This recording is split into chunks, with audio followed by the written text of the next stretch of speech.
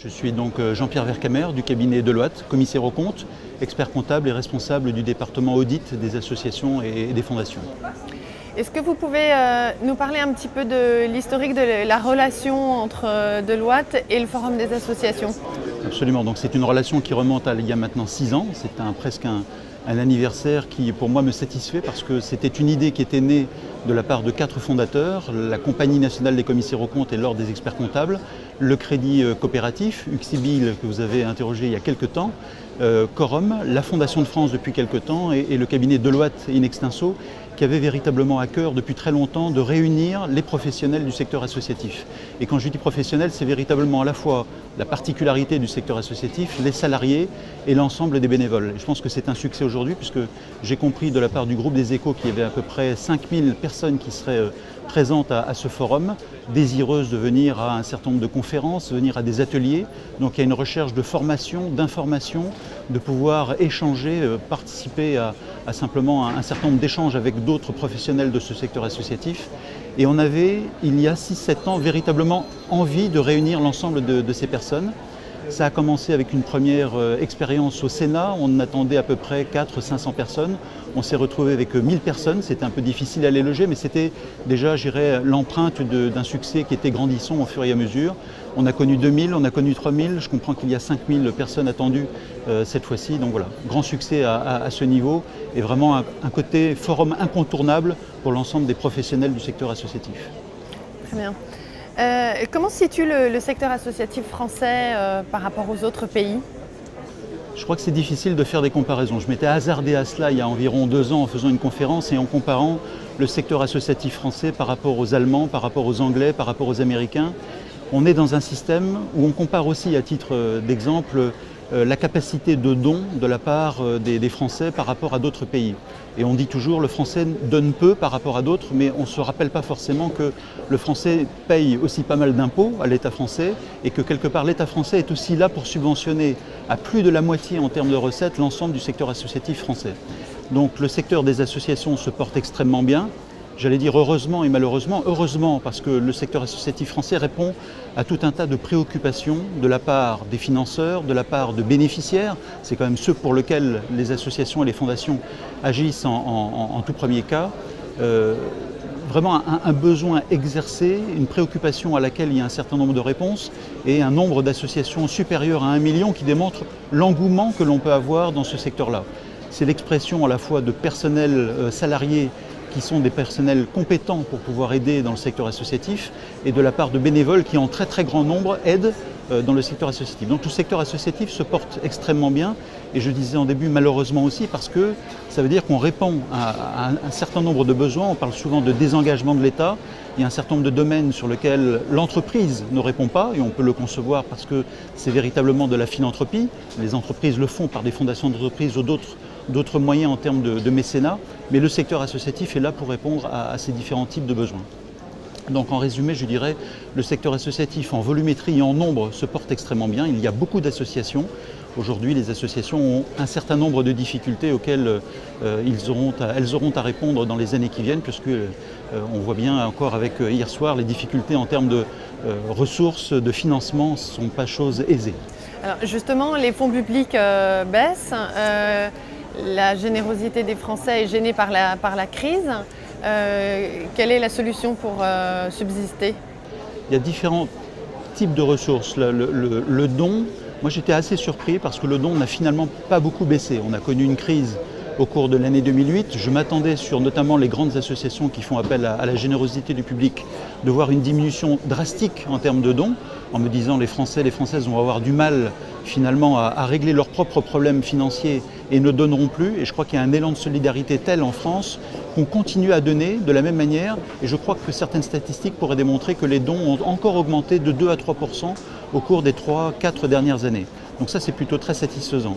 Il est vrai que l'on s'attend à une diminution en termes de subventions du secteur public. Il y a toujours un décalage par rapport à cela. On s'y attendait. Je pense qu'on est simplement maintenant en train de découvrir que les subventions vont baisser. Elles diminueront peut-être pas forcément en termes de volumétrie, en valeur absolue globale. Elles diminueront peut-être avec un choix exercé par l'État, par les collectivités locales, un peu plus précis Et je vois qu'on nous demande, par exemple à nous professionnels en tant que commissaires aux comptes, de plus en plus d'attestations pour démontrer la qualité de l'emploi des fonds qui ont été consacrés par le secteur public. Donc je pense qu'on sera à peu près dans la même enveloppe. Quand je vois les difficultés qu'on a au niveau Europe, je ne suis pas dupe non plus. Je pense qu'il y aura peut-être une diminution dans les 4 ou 5 ans qui viennent, mais il y aura une sélectivité des poches associatives dans lesquelles l'État, les collectivités locales seront amenées à donner dans le futur. Je crois qu'il y aura une diminution au niveau des mécènes d'entreprises.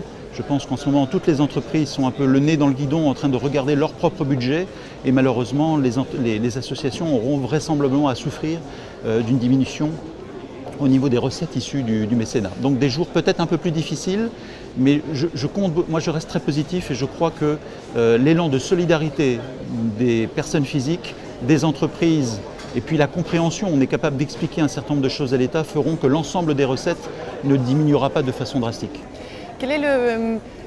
Quels sont les principaux conseils ou le principal conseil que vous donnez en termes d'organisation, de structure aux associations que vous conseillez ? Je crois que vous pouvez retrouver en fait la réponse à travers toutes les conférences. Il y en a 22 qui sont données au cours de cette journée. C'est à la fois essayer de résoudre, de donner des solutions à des problèmes d'organisation. On va avoir tout un tas de formations ou d'informations sur les regroupements. On connaît bien les regroupements d'entreprises. On sait que dans les moments difficiles, les entreprises du secteur commercial fusionnent et se regroupent. Je pense que c'est un passage obligé pour le secteur associatif. Donc il y a beaucoup de mouvements dans ce sens-là au niveau des associations du secteur médico-social, sanitaire et médico-social. Je pense que ça n'est que le démarrage d'un mouvement qui va avoir lieu. Donc on peut aider dans ce domaine en expliquant qu'il n'y a pas lieu d'avoir de crainte par rapport à cela, mais qu'on peut s'organiser mieux dans le futur. À 14h, je vais avoir l'avantage de présenter une conférence sur la qualité. Je pense qu'il faut arrêter de dire que le secteur associatif est plus mal loti que le secteur concurrentiel. Je pense que ces gens s'organisent de façon merveilleuse.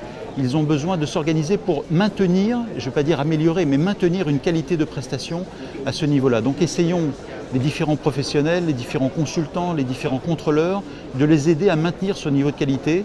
Si on arrive à faire, j'aime pas trop cette expression, mais rêver le bénéficiaire, rêver les donateurs sur la manière de donner et d'être mécène pour le secteur associatif, ils continueront à donner si nous sommes capables de démontrer que les fonds qui ont été apportés au secteur associatif sont utilisés de façon à la fois intelligente, non dispendieuse, bien organisée et avec des résultats qui sont vraiment des résultats probants. Et puis après, je pense que c'est simplement la force de conviction par rapport au secteur public et c'est d'être capable de sensibiliser le secteur public au fait que quand on s'appelle les restaurants du cœur, on ne peut pas couper des subventions européennes du jour au lendemain parce que la queue n'a pas diminué. Au contraire, la queue a plutôt tendance à se rallonger. Et là, c'est un débat de sensibilité et d'explication d'un certain nombre de choses pour essayer d'avoir un concours qui ne diminue pas et une aide permanente de la part du secteur public. Quelle sera selon vous la composition du paysage associatif dans 10 ans ? Alors ce sera un regroupement d'associations, des associations qui ont plus de qualité, enfin, qui doivent plus prouver à leurs donateurs qu'elles font un travail de qualité, rendre plus de comptes ? Je crois qu'il y aura effectivement pas mal de regroupements d'associations. On ne va pas tuer les projets associatifs. Moi, j'aimerais bien qu'on réussisse à regrouper l'ensemble des projets associatifs avec les personnes qui vont bien, qui ont véritablement eu à cœur de développer un certain nombre de projets. Et on va essayer de réunir l'ensemble de ces projets à l'intérieur d'une même structure juridique, faire des économies d'échelle, des économies de coûts, de temps passé, d'énergie développée inconsidérément. Ce n'est pas la peine de redévelopper toute une batterie de communication, toute une organisation comptable administrative dans différentes structures quand on peut réunir tout cela dans une sorte de GIE qui travaillerait pour plusieurs structures en même temps. Donc là, on va pouvoir aider. Moi, je pense qu'on aura toujours un nombre d'associations aussi important, voire plus. Version pessimiste, j'ai tendance à dire qu'on est parti quand même pour un environnement économique qui ne va pas être très favorable pendant au moins une grande décennie.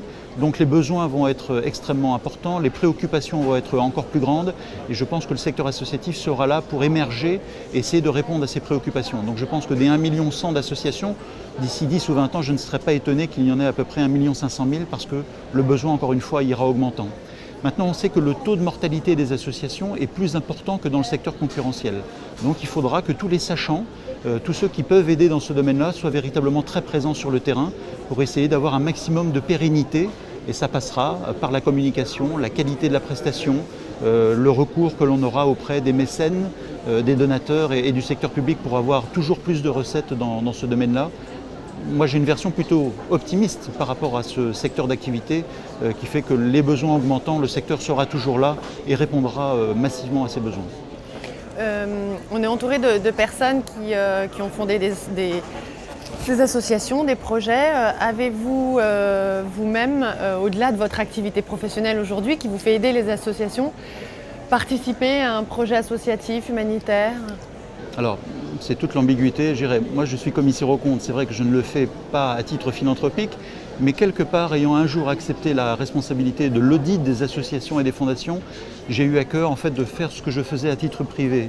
À un moment donné, vous avez peut-être de moins en moins de temps pour consacrer et du temps et de l'énergie à ce secteur-là, et j'ai pu le refaire à travers le métier qui est le mien, qui est d'être commissaire aux comptes. Donc, c'est vrai que je passe beaucoup de temps pour les besoins de certification de comptes annuels d'un certain nombre d'associations en France, parmi les plus grosses qui font appel à la générosité du public. Bien sûr, je passe aussi beaucoup de temps à m'asseoir à côté de mon client du secteur associatif pour arriver à débattre, échanger sur un certain nombre de choses, donner quelques recettes pour avoir encore un peu plus de qualité, passer du temps avec eux et véritablement jouer un rôle de bénévole à l'intérieur et à travers l'exercice de ma profession. Et je pense qu'on est beaucoup à pouvoir faire ce type d'exercice. Je pense que vous pouvez, dans les 60 stands qui sont présents ce matin, trouver énormément de professionnels qui le font pour leur métier, parce que ce n'est pas une activité philanthropique, mais qui le font aussi avec cœur, parce que je pense qu'au minimum, ils ont une fibre associative et ils essayent véritablement de répondre aux besoins de ce type de secteur.